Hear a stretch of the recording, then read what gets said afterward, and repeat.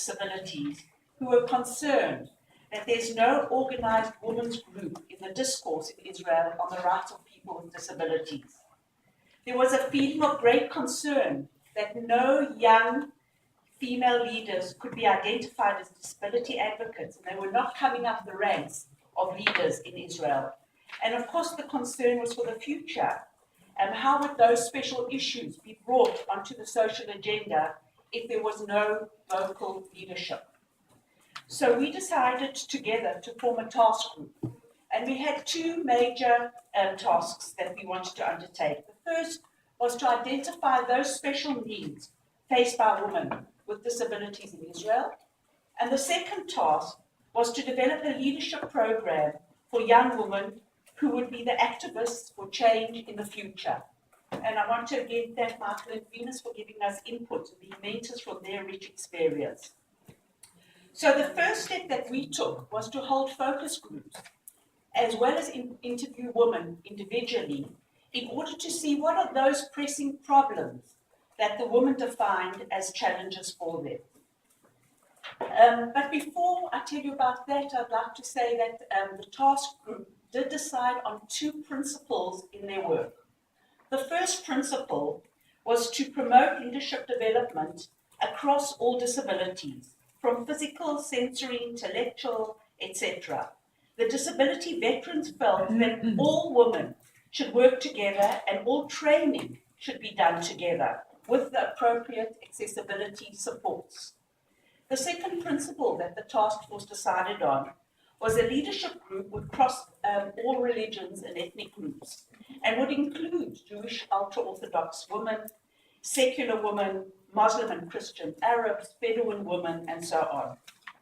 So before I share the issues identified through the focus groups, I'd like to give a bird's eye view regarding some of the statistics, which is probably very similar to what we've heard. So 8.5% of all women in Israel have disabilities. That's about 700,000 women. And of course, there's scarcity of statistics, but we do know that 74% of women in Israel are in the open workforce. However, women with disabilities, with complex disabilities, only 31% are employed, and that's usually very low-level, sheltered kinds of employment opportunities. And of course, with payment that's more towards the poverty line. We know as well that women with disabilities are twice as likely to be physically and sexually abused, and that is more or less the statistics that are available, so that data collection is still an issue.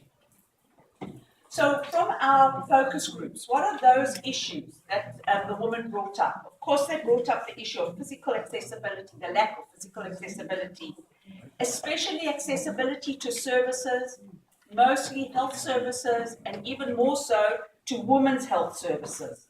So that many women complained that when they went to the gynecologist and they couldn't get onto the bed, they were told to bring other people to lift them on to the bed. And this is such an intimate situation and very, very degrading, obviously, for them.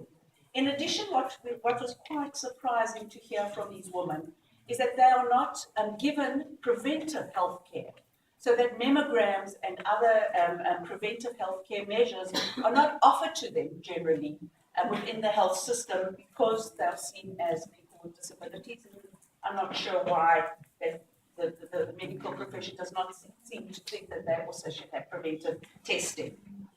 Of course, they spoke a lot about the lack of employment opportunities, the issues of sexuality and sexual violence, the right to have a family and challenges with raising a child with a disability, social stigmas, especially in the more traditional communities, the ultra-Orthodox communities and the Arab communities. And also, they all spoke about the lack of activism amongst women with disabilities. So, unfortunately, they can't be here today, but I'd just like to show you one or two of the women who are on the task force, and you'll also see a 2-minute clip. So here is Osnat, who became paraplegic after a severe accident at the age of 19. Today is 43 years old. And she's a CEO of a non-profit organization in Israel and is an activist for the rights of people with disability and focuses on their rights to couplehood and sexuality. She talks a lot about when after she had an accident, it was like an axe had been put down, and she, from her own personal perspective, lost her own feeling of her right to sexuality. Of course, that was a message from the environment, from the medical environment, from the family, and so on. And so she had to first come to terms with who she is as a woman, and afterwards she started to work with other women on this issue. The next person I'd like to introduce you to is a firebrand woman. Her name is Bella Zur. She's a former city council member and a Paralympic swimmer. She's married and has 4 children, 3 of whom were triplets. So she talks a lot about, that the fact that the medical profession did not think that you should fall pregnant.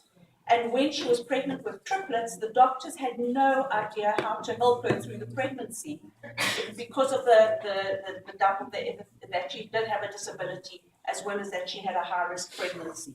So she had to really manage it all on her own.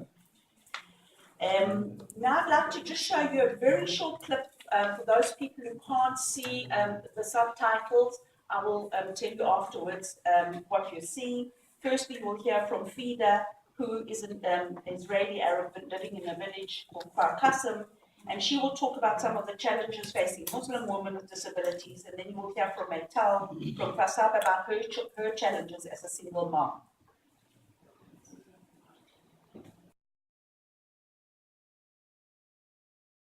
אני פידה, אני בת 36, מעיר כפר קאסם, עם תואר שני לעבודה סוציאלית. אני מיטלי, אמא יחידנית לאוריה, בת 5. אני מנחה בגני ילדים, תוכנית חינוכית של בית איזי שפירא. עוד משמעותי בחיים של האישה זה להתחתן ולבנות משפחה, להביא ילדים, וזה דבר שמאוד קשה וכמעט בלתי אפשרי שיקרה במגזר הערבי או בחברה הערבית, כי בתוך החברה יש הרבה ציפיות והרבה בקשות מהאישה, והחלום שלי לראות אישה עם מגבלה מתחתנת ויש לה גם ילדים ובונה משפחה ומוכיחה שהגוף הוא לא הדבר המשמעותי וחשוב בחיים. הבת שלי בת 5, עולה לגן חובה, וצריך להנגיש את הגן שלה. ומה שבעיקר מפעיל אותי זה התגובות כשאני מבקשת הנגשה. זאת אומרת, אין מחשבה טבעית שהאימא צריכה ללוות את הילדה לכל מקום. אז יש המון פתרונות זה לא נתפס, כמה זה לא הגיוני לתת לי אותם כאימא. אולי מישהו אחר ילווה את הילדה למסיבות בגן. אולי יש אחות, אולי יש דודה.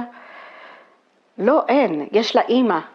לדעתי, אני חושבת שמאוד משמעותי וחשוב להקים קבוצת מנהיגות לנשים עם מוגבלות בחברה.